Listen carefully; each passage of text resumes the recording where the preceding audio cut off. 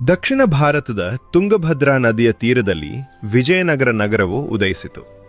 ಇದನ್ನು 1336ರಲ್ಲಿ ಸಹೋದರರಾದ ಹರಿಹರ ಮತ್ತು ಬುಕ್ಕರು ಸ್ಥಾಪಿಸಿದರು.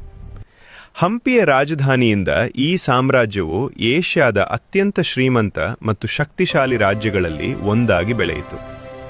ವಿಶಾಲ ಮಾರುಕಟ್ಟೆಗಳು, ಭವ್ಯ ದೇವಾಲಯಗಳು ಮತ್ತು ಉನ್ನತ ನೀರಾವರಿ ವ್ಯವಸ್ಥೆಗಳಿಗೆ ಇದು ಪ್ರಸಿದ್ಧವಾಗಿತ್ತು.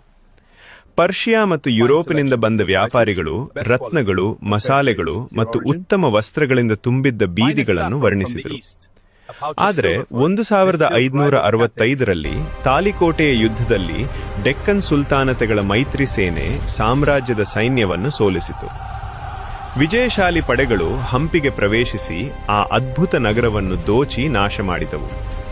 ಇಂದು ಅದರ ಕಲ್ಲಿನ ಅವಶೇಷಗಳು ಇನ್ನೂ ಭೂದೃಶ್ಯದಲ್ಲಿ ನಿಂತಿದ್ದು ಒಂದು ಪ್ರಭಾವಶಾಲಿ ಸಾಮ್ರಾಜ್ಯದ ಮಹಿಮೆ ಮತ್ತು ಅದರ ಅಚಾನಕ್ ಪತನದ ಮೌನ ಸ್ಮರಣೆಯಾಗಿ ಉಳಿದಿವೆ.